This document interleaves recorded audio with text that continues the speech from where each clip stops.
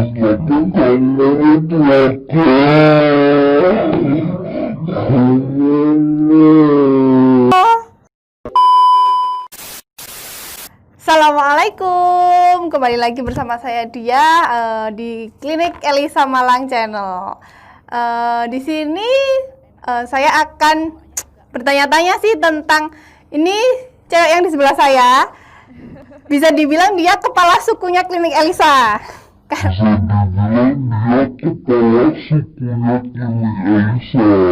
Beluknya Klinik Elisa itu seperti apa? Nah, mungkin kalau pada penasaran siapa sih namanya, beliau sebagai apa di Klinik Elisa, mungkin saat ini saya langsung mulai aja memperkenalkan seseorang yang di sebelah saya. Kira-kira mbaknya bisa perkenalkan namanya siapa, terus sebagai apa? Kan banyak yang pengen tahu nih dan penasaran. Udah kenal ya?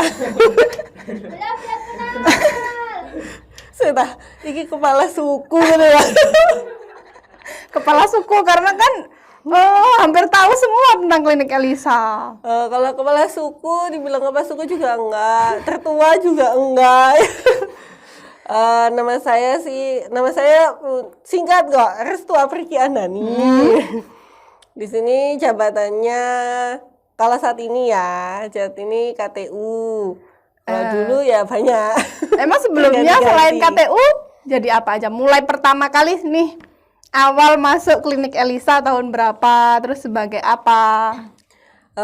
Awal masuknya sih mulai tahun 2012 Agustus itu sebagai ahli gizi. Ahli gizi. Lulusan D3 Gizi Poltekkes Malang. Terus habis itu saya juga pernah jabat di Klinik Elisa sebagai kasubag umum.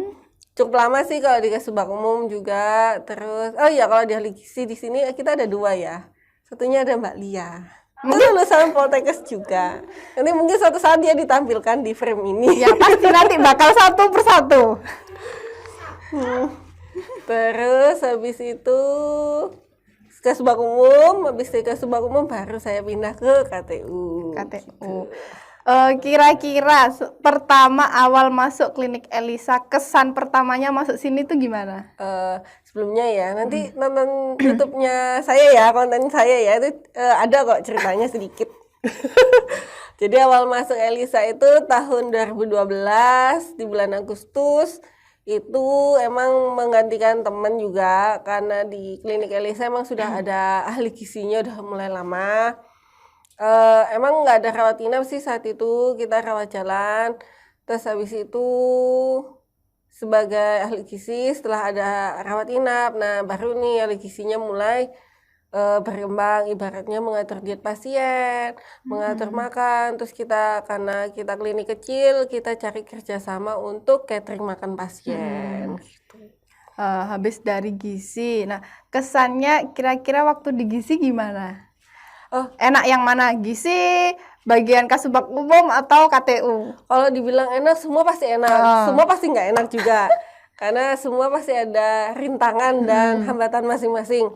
Cuma kalau di gizi, ya emang karena pendidikan saya di gizi, jadi udah lumayan tahu lah ibaratnya ya, ngerti. Kalau di kasubag umum, saya benar-benar harus belajar lagi. Apalagi di KTU, benar-benar sangat harus belajar lagi. Gitu. Oke. Setelah dari gizi kan ke kasubag umum. Nah, di kasubag umum ini kan ya saya tahu sendiri. Beliau waktu di kasubag umum itu benar-benar super duper sibuk. Bisa sampai di loteng ataupun mungkin ngurusin semua yang berhubungan dengan rumah tangga atau umum ya. Kira-kira gimana selama menjabat jadi bagian kasubag umum itu? Kalau kasubag umum itu ya emang ya pekerjaannya kan dia pembelanjaan. Kan bisa jadi kayak teknik sih. Iya, pembelanjaan, pemeliharaan, inventaris. Terus itu benar-benar isinya rumahnya klinik ini harus tahu kan. Jadi rusaknya keran itu pun saya harus bisa benerin ya apa caranya. Saya dibantu mas-mas OB-nya. Nggak mungkin saya sendiri yang nyopotin kerannya, nggak mungkin. Ya itu benar-benar belajar lagi, terus kenalan. Otomatis kalau ada renovasi, Pak tukang, kita kan kenalan nih sama Pak tukang. Jadi akrab, jadi punya kenalan baru. menyenangkan bagi saya, sangat-sangat menyenangkan. Nah, habis di Kasubag Umum kira-kira berapa lama itu? Apa lama ya? Saya di klinik Elisa mulai 2012 sampai 2020, berarti udah 8 tahun. 8 tahun. Kalau di ahli gizinya di pelayanan maksudnya, sampai saat ini di ahli gizi sih, cuma nggak di pelayanan. Ahli Di gizi pelayanan. tapi garis bawah. Nggak di pelayanan. Nggak dipergunakan di pelayanan. Di pelayanan, kalau di pelayanan itu sudah 2 tahunan. Berarti kalau di di Kasubag Umum paling lama mungkin 3 sampai 4 tahunan mungkin. Wah, habis dari Kasubag Umum, Baru terus kan TU-nya. pindah lagi ke KTU. Nah, di KTU kan otomatis kerjaannya lebih berat ya. Kira-kira selama menjabat di KTU ini gimana? Suka, duka, terus pekerjaan yang paling nggak disukai, Hah? Kalau di pekerjaan paling ribet lah. mulai sukanya ya. Sukanya otomatis kenal banyak orang.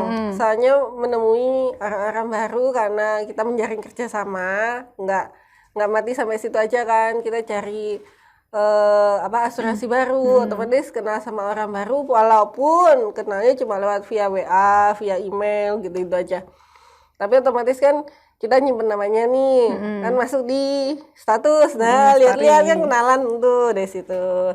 Terus habis itu dukanya nggak ada sih, kayaknya semua pasti ada beban ya. Pasti kalau dibilang duka nanti takutnya saya terbebani jadinya nggak semangat kerja.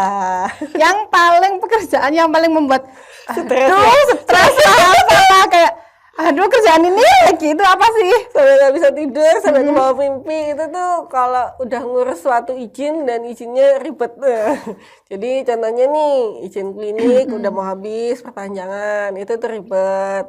Izin nanti UKL UPL, apa izinnya IPLC atau TPSP 3, wah itu ribet banget itu. Kira-kira cara menghindari biar kita nggak ribet sama pekerjaan kita, kan sampai dibilang nggak bisa tidur gitu kan, Bawa mimpi tapi gitu kan tetap harus kita kerjakan. Nah, kira-kira gimana caranya biar kita tetap jalan tapi ya walaupun berasanya kayak aduh capek, aduh berat kan masih gitu. Mungkin tipsnya gimana sih? Aduh, kalau ngasih tip-tip tuh aku paling nggak bisa. Soalnya kalau udah malas ya udah berhenti dulu ya. Berdoa, ya Allah semoga cepat selesai, bantu saya. Ya masih berdoa. Terus habis itu yang kedua bersabar. Mungkin minta bantuan teman. Kamu jangan ketawa. Padahal dia lebih tahu apa yang harus dilakukan. Kan ini saya cuma menjelaskan. Banyak yang belum tahu pekerjaan beliau ini sebagai apa. Nah, seperti itu. Terus di sini udah 8 tahun nih, otomatis sama temennya kan juga bermacam-macam. Mulai dari yang lama pasti ada, dari yang baru juga ada, kan bolak-balik ganti-ganti temen. Kira-kira dari temen semuanya yang paling berkesan siapa? Hah? Semua berkesan. Mungkin yang lama, yang udah nggak usah ngacung deh. Karena yang udah lama loh ya, yang udah lama. Yang paling kalau- berkesan atau deket banget, ataupun ya kayaknya kalau misalnya dia keluar aduh berat deh, eman kayak gitu. Semua berkesan. Kalau menurut saya semua berkesan. Semua teman-teman di sini berkesan. Teman-teman admin yang dulu-dulu keluar juga sangat-sangat berkesan. Kayak contohnya Mbak Novi, Mbak Yeni, Indri pun kita mau nangis tapi oh ya sudahlah lah. Mau gimana dia mau keluar kok. Terus habis itu yang di pelayanan pun juga sama, seperti semua berkesan kok. Semua teman baik di sini, semua keluarga. Kalau di sini kita anggapnya keluarga ya. Soalnya ya kita sering berantem tapi besoknya udah baikan lagi. Kayak kita aja gitu juga. Kan kita berteman ya. Oh nggak ngaku. Nanti kayak kita kayak artis loh, nggak ngakuin sahabat gitu. Ya, sekarang jadi artis sebentar. Nah, kalau sama temen-temennya di belakang kira-kira gimana kesan-kesannya?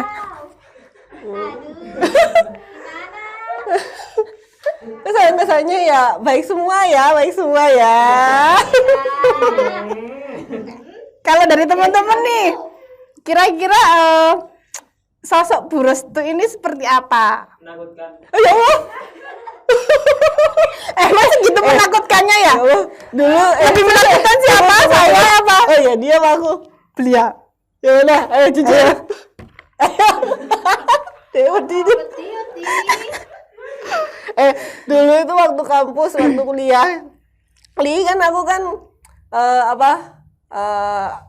kalau kuliah tuh kalau kuliah itu kalau ngospekin anak itu kita jadi apa? Kakak tingkatnya yang ngospekin itu kan masuk anggota kayak kalau SMA aspek gitu kan, jadi OSISnya. Kalau kuliah kan jadi HMD ya. Nah, aku jadi kakak terimut loh, Terimut. Salah nggak sih kalau dibilang menakutkan? Salah Ya, kamu. kadang sih kalau misalnya pas ada beberapa momen-momen tertentu aja beliaunya emang kadang serem ya. Tapi enggak kok, sebenarnya dia baik. Serem mandi saya dia mbak aku. Jujur tuh, ayo tuh. Jangan, nanti marah lagi.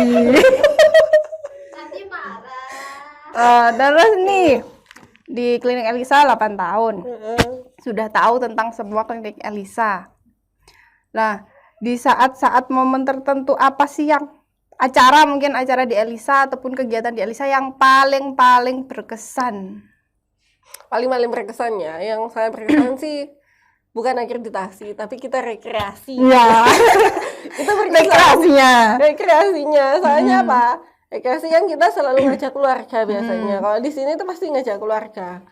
Ya akhirnya satu keluarga ketemu Bisa satu ketemu keluarga lainnya, lain. jadi membuat keluarga baru ya gitu. Ya, Itu karena berkesan. kan kita di klinik Elisa ini sebenarnya kan emang kita bertahan di sini karena teman-temannya ya. Yang paling utama teman-temannya seperti keluarga. Kalau dibilang seperti itulah. Ya jadi keluarga kita saling support satu sama lain kayak gitu. Jadi ya emang ya nggak bisa dilupakan sih untuk teman-temannya ya. Ya sendiri. Terus sosok ibu bosnya itu seperti apa? Dokter Gigi Elina Wangsi. Elina sih. Mungkin nanti kita bahas di suatu Di konten situ ya. ya sedikit aja, mungkin sedikit Sedikit aja. aja. Bu Eli itu orangnya baik banget. Bu Eli itu sebenarnya nggak tegan. Kalau ketemu bener. ya nggak tegan. Emang kadang kalau di WA agak Jahat. tapi sebenarnya kalau kita ngomong langsung Nggak beda tegan. banget ya. Baik banget Bu Eli. Terus Bu Eli itu juga sosok ibu yang pekerja keras. Dulu ibaratnya klinik itu bukan apa-apa, kecil hingga berkembang kayak gini kan benar-benar usahanya Bu Eli sendiri kan, gimana kliniknya bisa maju, gimana teman-teman juga bisa merasakan perubahan ada di klinik, nyaman gitu ya di kliniknya, ya itu menurut saya sih gitu. Oke. Mungkin ada yang ditambahkan? Kayaknya nanti mungkin bisa dibahas sama beliaunya ya. Nanti di konten-konten selanjutnya. Mungkin saya mau tanya sih, mungkin terakhir aja biar mempersingkat waktu. Karena kalau seseringan kita ketemu bosen. Mungkin kedepannya pengennya klinik Elisa itu seperti apa? Dari segi entah itu pelayanannya ataupun mungkin teman-temannya. Kalau untuk dari kliniknya sendiri ya, otomatis kan kalau dibilang berkembang, kita masih berkembang. Berarti kita harus tetap mengikuti sesuai jalur. Ibaratnya kita yang kalau ingin terbaik, pengen sih yang terbaik. Jadi kita selalu ikut akreditasi. Kita udah pernah akreditasi. Tinggal dan re ya? kita 3 klinik pertama di Kota Malang yang terakreditasi. Nah, untuk reakreditasi kita ingin yang jauh lebih baik hasilnya. Ya. Mungkin untuk pelayanan teman-teman juga mungkin lebih sabar ke pasien, menganggap pasien itu sebagai keluarga. Soalnya kan kalau ada beberapa pasien juga yang udah lama di klinik Elisa yang loyal sama kita, itu udah bukan kayak pasien lagi kan, kayak keluarga sendiri. Kadang kita datang ke rumahnya atau beliau yang suka nyamperin ke sini gitu. Oke, mungkin singkat tapi semoga bisa mengena ke hati kalian semua. Ya, itulah sosok Ibu Restu yang selama ini kita kenal kan kita. tua amat.